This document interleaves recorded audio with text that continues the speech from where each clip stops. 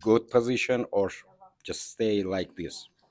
No, I think we'll have a different context this time, because when we had the conflict in 2020, I think Azerbaijan did this strategically. It was in the middle of an election campaign, and so there was a distraction. So we don't have that factor this time, and I think with the new administration, their focus is putting an end to a lot of these global conflicts. The war in Ukraine, the war in Israel. I think, if you look at it solely from the point of view of political self-advantage, I think President Trump and the administration will be annoyed if Azerbaijan or Turkey tries to create a new conflict when they're trying to put out these other conflicts. So I think there's also political incentive from the point of the administration to deter aggression by Turkey and Azerbaijan, and we need to make sure we're aligned with that self-interest to show, hey, there's a mutual self-interest where having the U.S. deter Turkey and Azerbaijan is both good for U.S. interests and good for your interests. But also, too, we need to promote NDA and make sure NDA continues to rise within the Armenian polity, within the Armenian political space, because the issue in Armenia is if you have the commander-in-chief in Pashinyan who's not even willing to defend his own country, it creates an issue. He's enemy.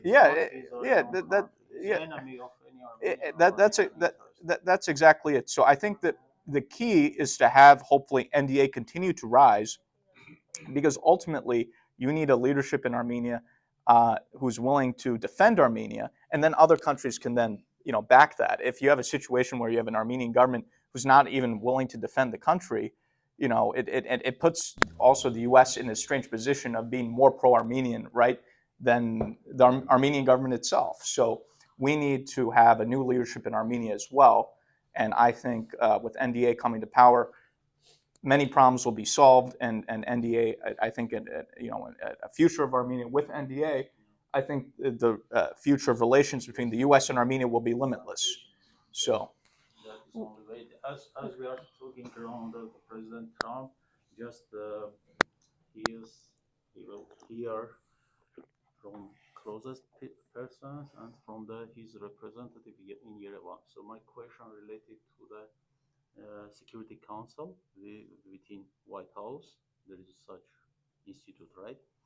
So how is important their voice? I mean, voice of this Security Council, and exactly pro-Pashinyan position by U.S. ambassador in Yerevan. I think that creates very difficulty. So one ear will hear from this Security Council. It's good, Rubio, Congress, etc. But closest persons, direct related person, in my understanding, Security Council within U.S. White House, and his direct representative in Armenia, which is absolutely, I'm sure that she is pro-Pashinyan. He is acting against the U.S. values and interests. That is, there's many facts of that. Right. So to answer your question, the National Security Council is very important. It coordinates with all the other agencies, including the State Department, in formulating foreign policy. And the National Security Council and having the support of the National Security Council, or NSC for short, will be very critical, in addition to support from our State Department.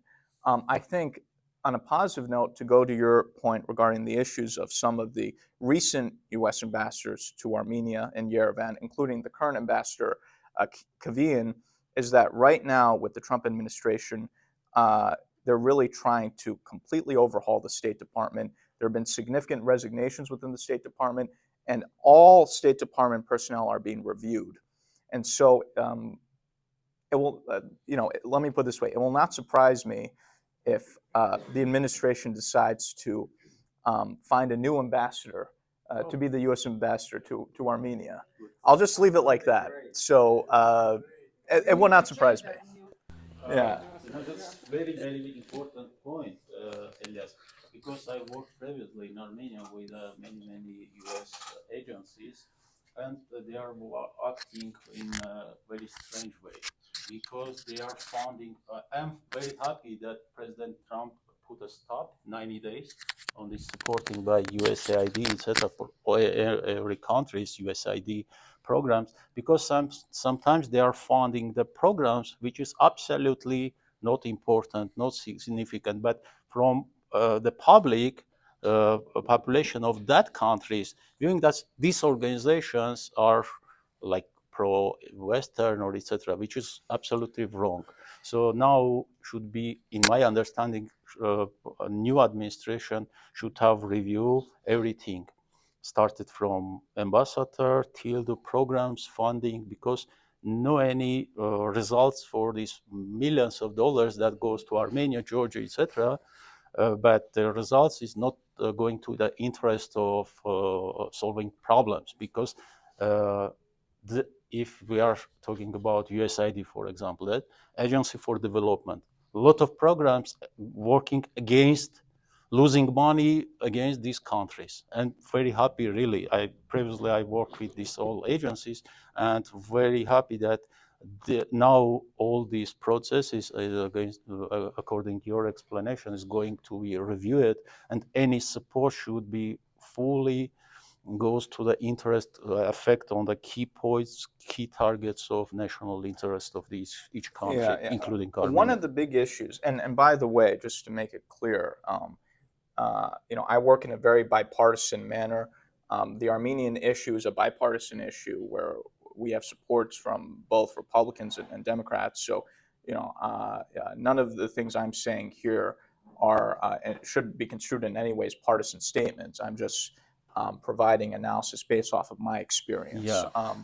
What I would say is this: one of the issues which has hurt NDA that I'm very confident will be solved, and this is something that I've been very blunt about, frankly, with U.S. officials, is unfortunately, I think one of the challenges that we've had with the State Department under the Biden administration specifically is the institutionalization of risk aversion within the department, which I think, based off of conversations I've had with members of the incoming team, will be reversed. What do I mean by this? If you look in the case of Armenia, for example,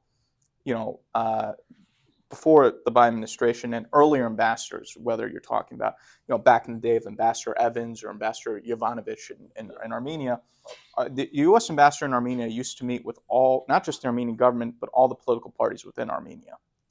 That started to change, under the Biden administration, where it got to the point where the U.S. ambassador in Armenia would only meet with the Pashinyan government or with NGOs. Now, unfortunately, NDA has been a casualty of this. But what I wanted to make clear is that this is not just specific to Armenia. This is, throughout the world, where it seems like under the previous administration they adopted a policy of we'll only deal on a government-to-government level.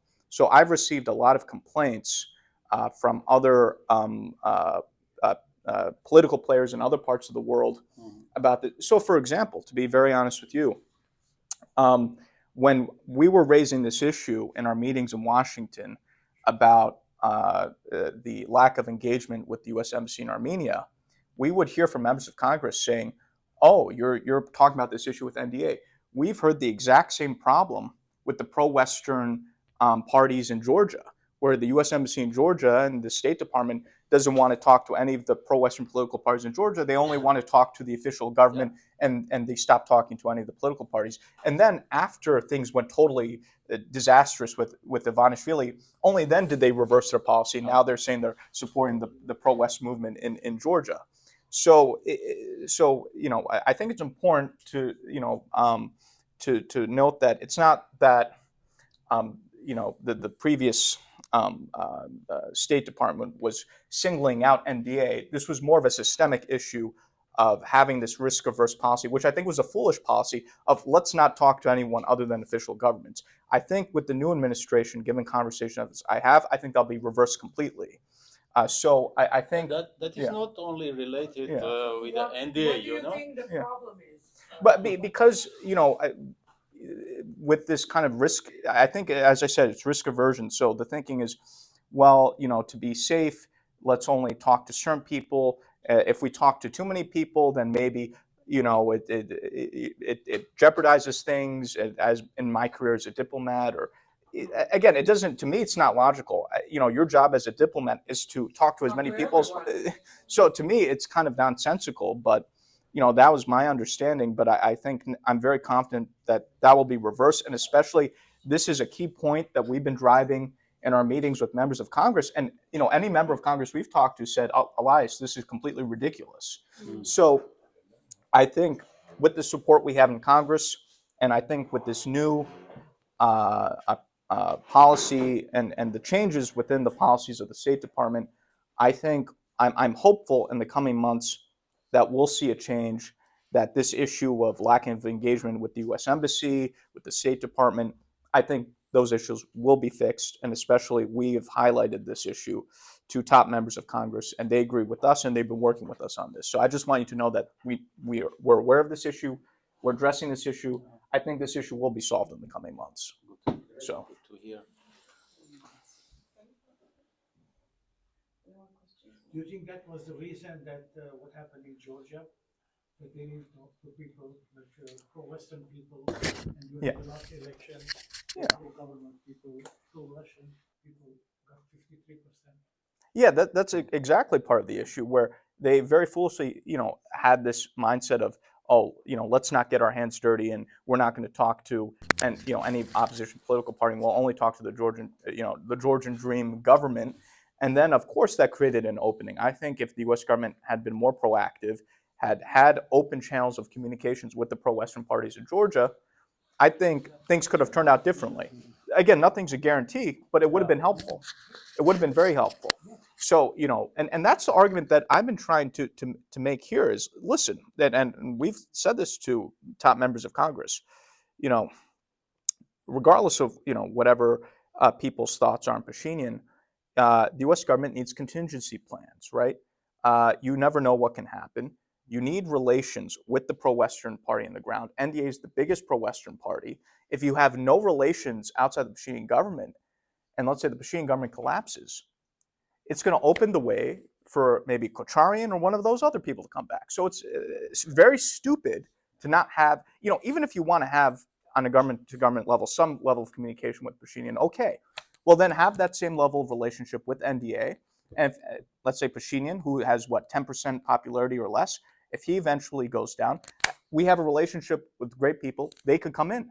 Versus you don't have relations with anyone, and then Kocharian Surge, or whatever, another puppet comes in, takes over the situation, and then all of a sudden the U.S. government will be saying, how did we let this happen? Well, it's because you haven't been, developing the relationships with people who want to have relationships with you. So I think a lot of this is common sense, and we're trying to bring some common sense into our diplomacy here. And I know it can be frustrating, but I'm confident we'll get there because we're determined. So we're not taking, no for an answer. We're going to continue to hit them until we get what we want. And that's what I was trying to say, Elias. Would it be great if you reach those people and say, you know what? If you want to have some kind of presence in that region of the world, you need to work quickly and think quickly, because KGB doesn't wait. They're very active. But what's America does, they're slowing down. And see what's happening now. They're bringing another person from KGB to replace Nicole. What is America does? They don't do anything. We have another question here. Hi, Elias. Welcome here to Glendale, Los Angeles. I'm representing Armenia Youth Alliance. Oh, yes. Here. Yes, yeah. Yeah. I have several questions. Actually, as you know, like Pashinyan is changing his position on genocide and other issues. Like he's not talking about Artsakh, he's not talking about genocide anymore. Do you think like this changes the position of U.S. officials regarding those issues when he speaks like that, or they have the same opinion? And what's are we going to have hearings about Artsakh and repatriation of Artsakh population back to Artsakh, and forcing Azerbaijan to protect, to give them independence, and join them to Armenia. What's your opinion about that? Thank you. What I would say to your question, it's interesting. I was asked previous question similar previously. Is that Pashinyan's genocide denialism is not going to change the opinion of the U.S. government. If anything, I think it makes him look bad to both our government and, of course, to his own people. I think he looks to be a prime minister of Armenia and to deny the genocide of your own people. I mean, it makes him look completely ridiculous, frankly. In fact, I've had some, not to give a specific name, but some U.S. officials did confide in me that they know for a fact that some of the reason Pashinyan does some of these things is that he's been given advice by Erdogan, the Turkish government, and he's taking that advice, including on things that the U.S. officials are not happy about. So what I understand from U.S. government officials, for example, is Pashinyan government decided to recognize Palestine, which upset some of the pro-Israel people in our government. And what I understood from our government officials was that Pashinyan did this on the encouragement of the Turkish government to have Armenia recognize. Just after a few hours after this stupid recognition, Erdogan publicly said that was a result of my conversation. So you can provide this information, share with the congressman or high-level officials that is direct instruction by Erdogan. Right. So after a few hours. Well, so the point being also too, I think a lot of people try to, the opponents of NDA try to attack NDA, say, oh, what you're saying is conspiracy or this or that. I've been told by U.S. government officials that hey, Pashinyan's taking advice from is being advised by Erdogan and taking a lot of the advice. So to say that Pashinyan is not being influenced by Pashinyan is being influenced not just by Russia but also by Turkey. I mean this is just a fact. On that note, Mr. Gerasus, we had a question here that you're lobbying over there.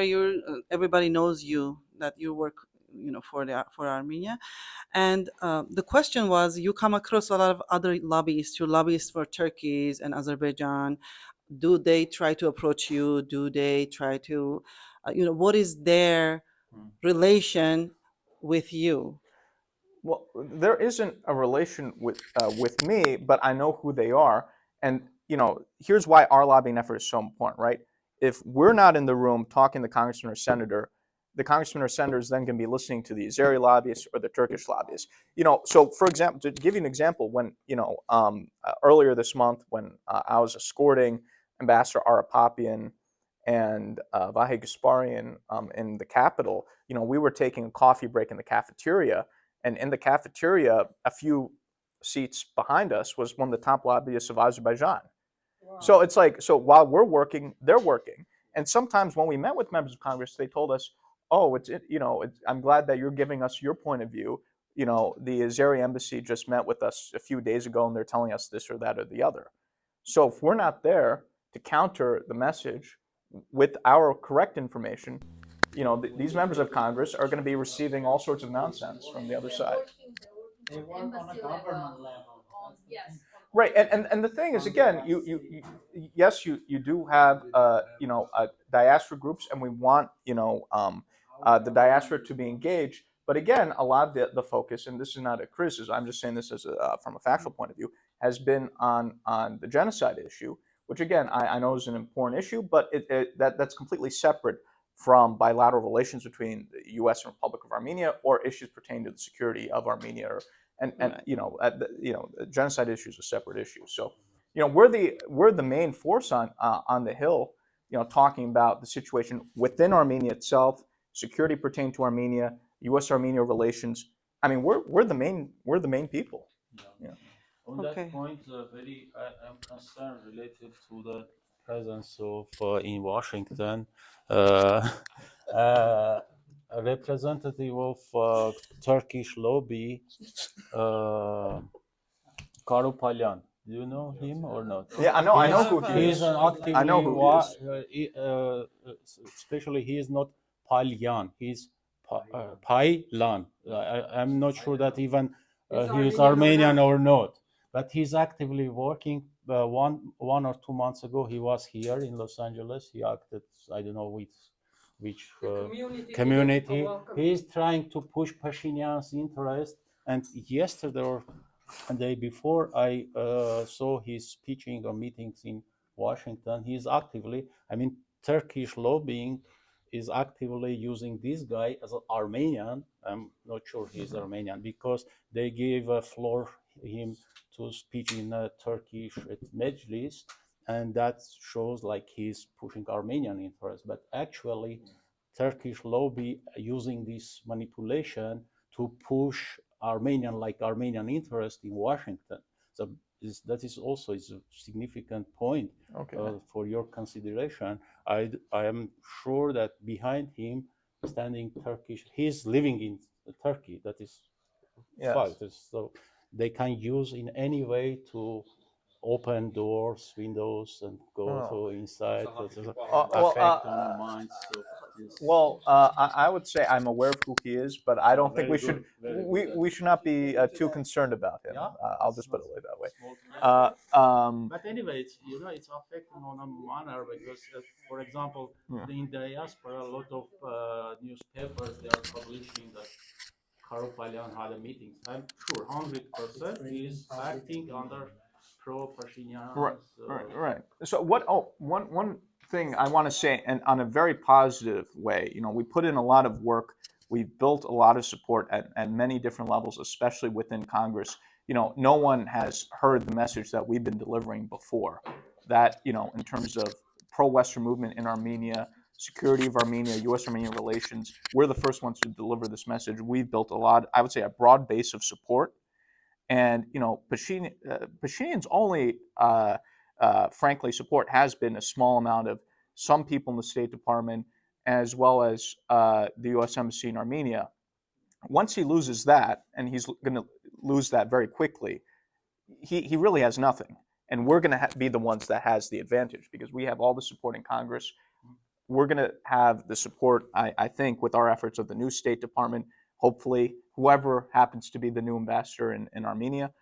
So we're going to, diplomatically, I think, within a period of time, we're going to be the ones that actually has the advantage, because Pashinyan overall, and sometimes, again, I know there's a tendency to just focus on, let's say, the U.S. ambassador in Armenia. But again, you have this broad infrastructure, 535 members of Congress, the think tank community. Pashinyan's really, he's really not I don't mean to be condescending. He's really not an influential force in Washington. It's only this very few people that he clings on to, like the U.S. Embassy in Armenia. So once he loses that, then we have a huge advantage over him. So I think it's going to look, we have a very bright future ahead of us in that respect. So my question is kind of to follow up with previous questions and the previous discussion regarding that Pashinyan. He is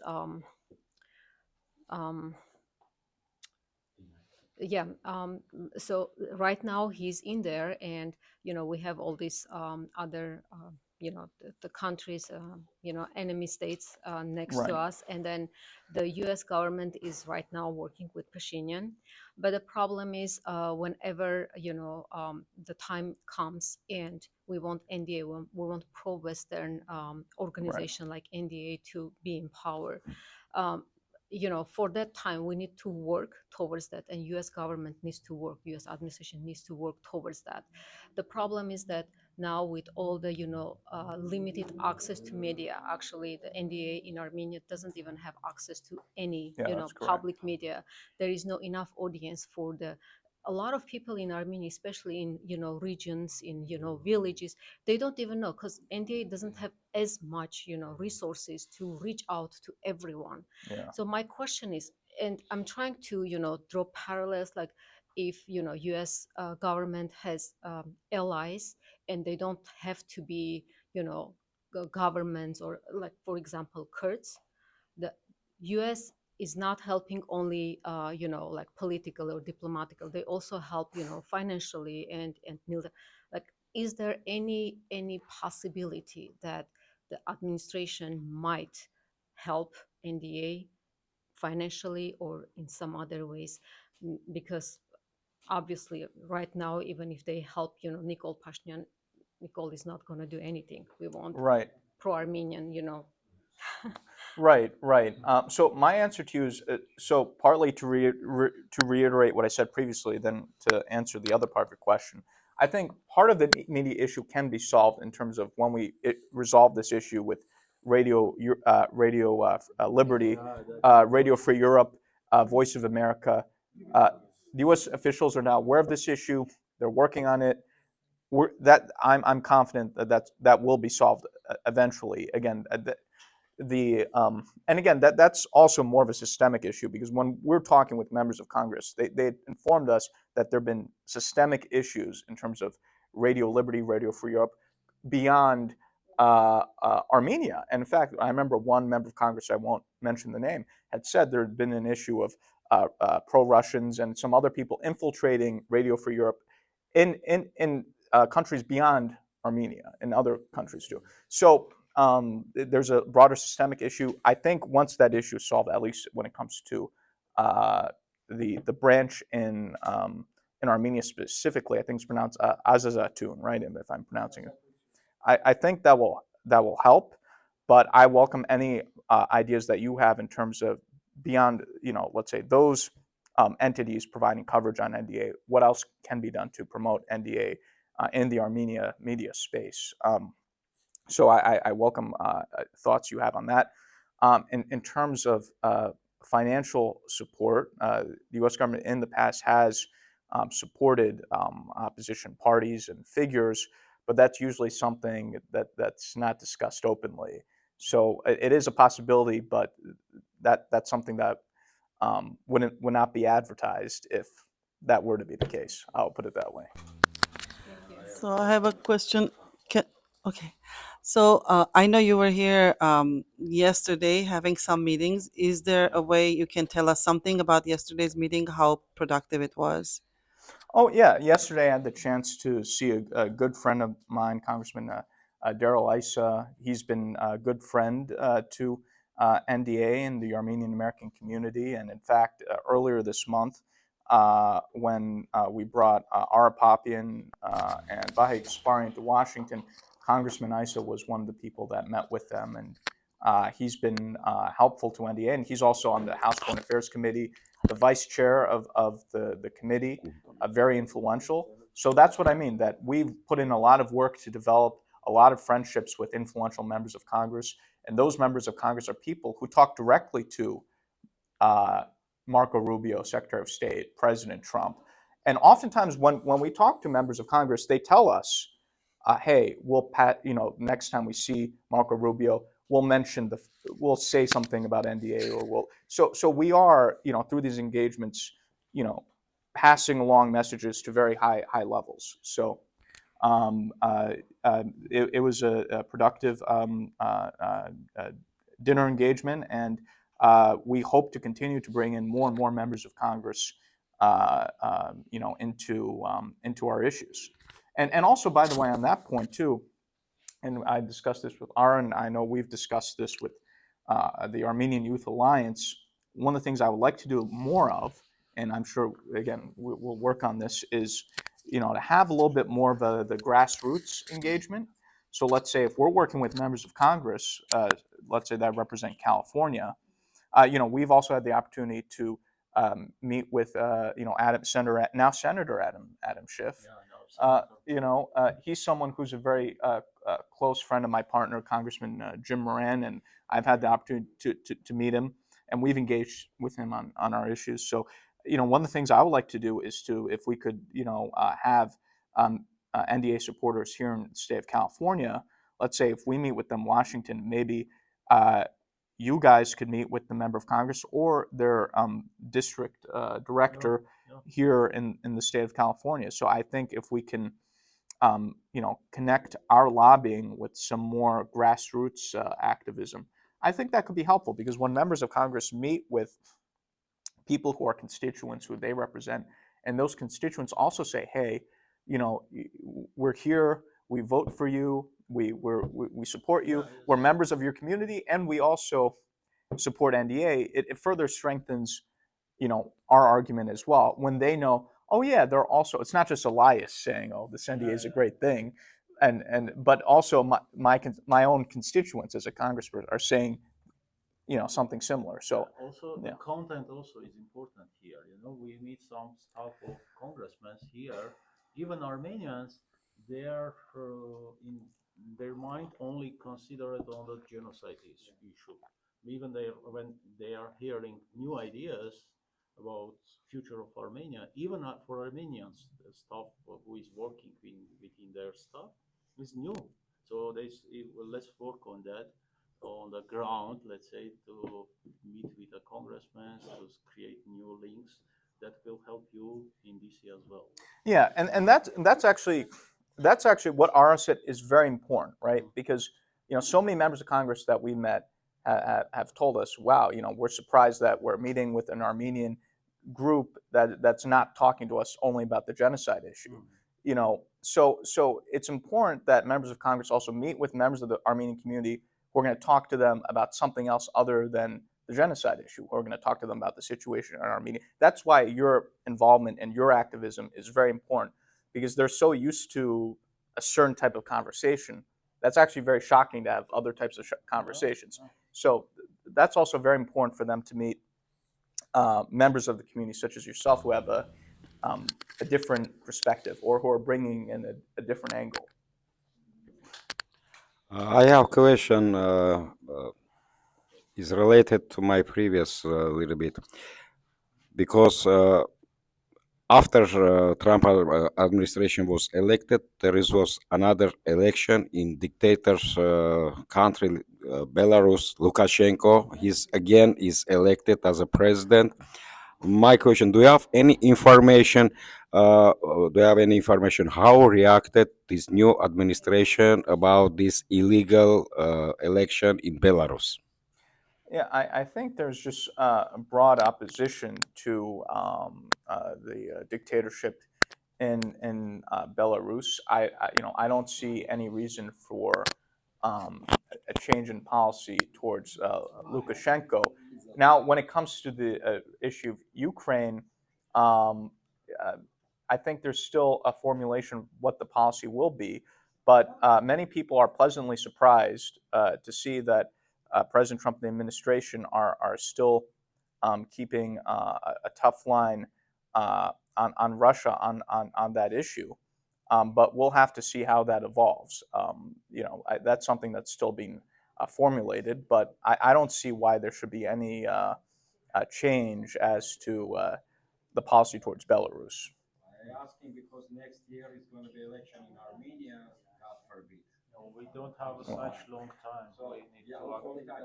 So today's position of the administration, Lukashenko dictator election, is going to affect next elections in the same dictatorship. Right. Oh, okay. Yeah, and also to touch upon a point that Armand made, but I'll add a different nuance there. One of the things that I've been, again, very forthright with in talking with members of Congress or U.S., one of the things that members of Congress ask me is, oh, when will the next elections be, right? And what I try to explain to them is, Armenia has not had a history of free and fair elections. Most of the elections in Armenia have been fraudulent. If you look at, let's say, Serge or Robert Kocharyan, they've had a history of buying votes or doing all sorts of things. And so, the U.S. needs to have a much more nuanced view. The issue is not going to be solved if, another election is held and it's held in the same way that the previous elections have been held. So, that's another point that I try to make, that, the U.S. has a role to play in terms of, making sure that there aren't a continuation fraudulent elections in Armenia, and if the U.S. is interested in having genuine pro-Western parties come to power, they're going to have to, I think creatively about how we could go about that. Or if they prefer to have elections, then they need to be involved in terms of making sure that the elections are not fraudulent. You can't have from what I understand, for example, Pashinyan has his friends on these election commissions. How could you possibly have a free and fair election you have your friends who are, in charge of these commissions and so forth. So that's something I also make clear, when the topic of elections comes up in our conversations, that the U.S. officials understand that. Again, and not that we're against elections, but if there are elections, they have to be free, fair, and transparent. You can't have another rigged election like so many that there have been in Armenia. So. Dear Elias, so I know in Washington you've been working on many fronts, many challenging issues, but have you had the chance, you and Mr. Arapapian, have you guys had the chance to introduce the more bigger issues to anyone that you've met? And I'm referring to things like, the legal borders of Armenia, Treaty of Sever, and, the bigger issues that NDA stands for. Right. So we have raised those points, but in a very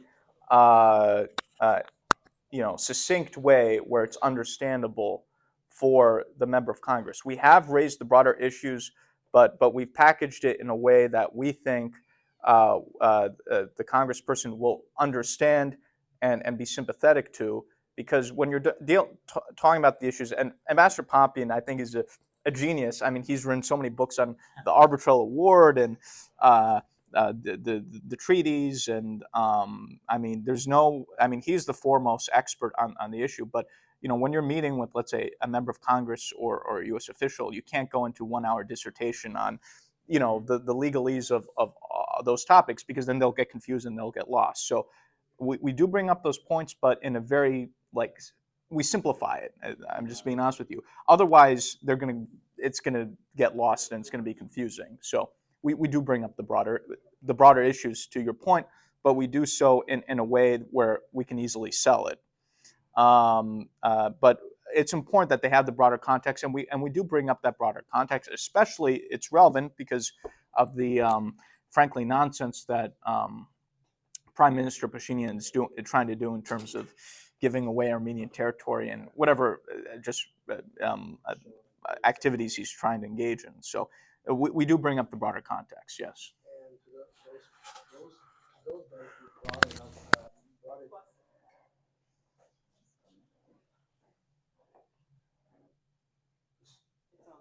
so those congressmen or even other people that you introduced it to, how shocked were they when they first heard about it? Were they like, is this really true? Or I want to know about their reaction. Yeah, shocked, because I don't think anyone we've met with has ever heard of any of this, frankly, from my experience. Yeah, that's true. Because it was hidden years for years.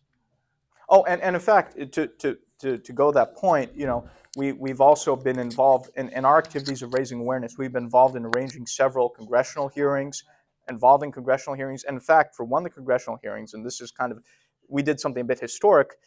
We were invited to provide testimony, and so you had joint testimony from Ambassador Arapapian, Dr. Gregorian, and in that testimony, it talked about what you brought up, League of Nations Arbitral Award.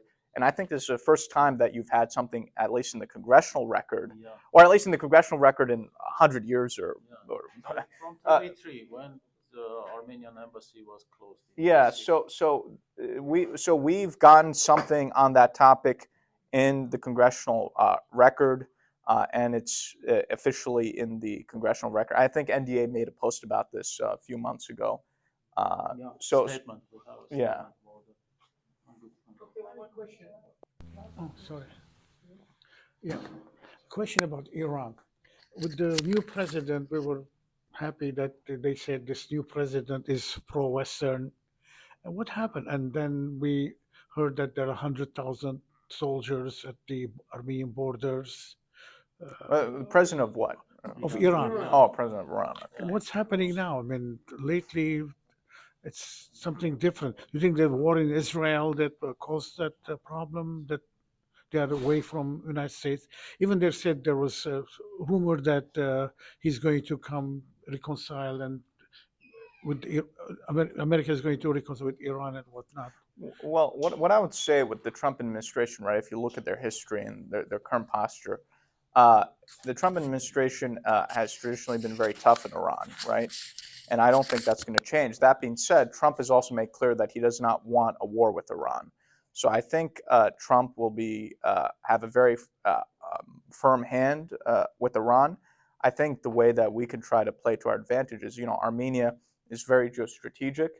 I think Armenia can have the chance to be the true bridge between East and West. Because for a long time, Turkey tried to sell this narrative of we can be the bridge between East and West. It's been a complete disaster, a complete failure.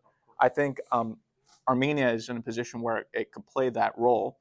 And I think what we want to make clear to our U.S. counterparts is Armenia, under the right leadership, what we're trying to provide, can play a very helpful role to the U.S. vis-a-vis Iran in whatever way that might look like.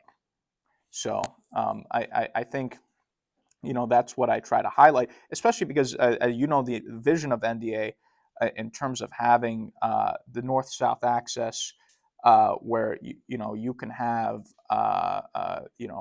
routes going from India and the Persian Gulf through the Caucasus.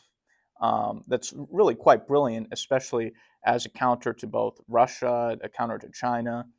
And so this is something we've also talked about. And so I think NDA, Armenia under the leadership of NDA, can play a critical role for U.S. interests. Yes, Armenia is a small country, but it's an incredibly geostrategic country that could completely reorient that region and play a critical role in new transportation routes, new geostrategic architecture. So we want Armenia, under the right pro-Western leadership, to play a key role in the new geostrategic architecture of the Caucasus of the Middle East. So that's something I try to convey. And what's the probability that Trump's administration is going to go for that, like to take Armenia under their wing? Because you know how Trump came in so strong and saying, let's make America great again. He is primarily focusing on America.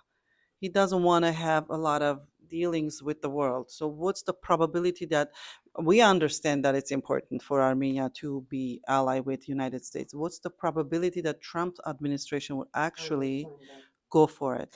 Well, what I would say, I just want to add a nuance to what you said. I don't think Trump doesn't want to engage with the world. He's very engaged. It's just he wants to be careful about use of military force and getting involved in global conflicts. So I think you'll see a lot of diplomatic engagement, and I think we have a good and persuasive case for the Trump administration to be engaged in Armenia. And engagement is different. Engagement's not necessarily, okay, we want you to send American troops to Armenia. We're not asking for that. We're asking for diplomatic engagement. Yeah. So there's not going to be an issue there. It would be an issue if we were saying, we want you to get involved in a war in Armenia. But we're not asking for that. So I would say there's a reason for Trump to get involved, especially because Iran is a priority for the administration. So it's not a tough sell to say, well, you need to get involved with Armenia and bring Armenia under your wing. I think what could be helpful for our efforts, and I know it's mutually synergistic, right? On one hand, greater U.S. support for NDA can have the potential for increasing domestic support for NDA within Armenia. But at the same time, if there is a significant increase in support for NDA within Armenia, let's say if you were to have 10,000 NDA supporters on the street, I'm being frank with you, that could also help our selling point here, because when the U.S. government saw these tens of thousands of pro-Western Georgians on the streets in Georgia, that helped their cause here in Washington. So it's kind of also a bit of a chicken and the egg too, in terms of that dynamic. But so that's like a challenge. Yeah. So I think also whatever we can do to also increase the support for NDA within the diaspora and domestically within Armenia will help my efforts, if I'm being frank with you. Yeah, thank you. Any more questions, guys? Thank you. Thank you so much. Again, thank you so much for your efforts. And as a conclusion, as I suggested, to learn Armenian, I will push it on that way. And I wanna give you, on behalf of our member of our board, National NDA, Varuzhan Avetisyan, wrote this book. This is not a book. This is concept. It's called Hike. Hike is Armenian name of Armenian kingdom. His specialist from jail. He wrote that I will translate with love to my friend and partner on date and signature. Wait. So this is wait. You're saying this is from This Varuzhan? is from Varuzhan. Wait, is that addressed to me? Yeah, he addressed. He signed only few books, personal, and he wrote and he provided this. And the one I wanna give you a gift. This is will push you to learn Armenian. But I know our team is working on translation of this. This is not a book. This is just concept. Our view on Armenian future, on the future of this is conceptual view, and I know that in this concept he wrote that this is addressing not to Armenians. This is addressing new future civilization. So this is from. I'm proud to give this book to you. That's so great. Soon we will have in English this concept translation. This is for you. Thank you. This is a great honor for me. This is. I'm sure that Varuzhan will be. I'm sure that NDA will come power in a near future, and our new Prime Minister will be Varuzhan Avetisyan. This is you will remember in near future that is gift from our Premier Minister, and I'm proud to be transfer of this. Thank you. Okay, thank you so much. Thank you. Okay, no worries.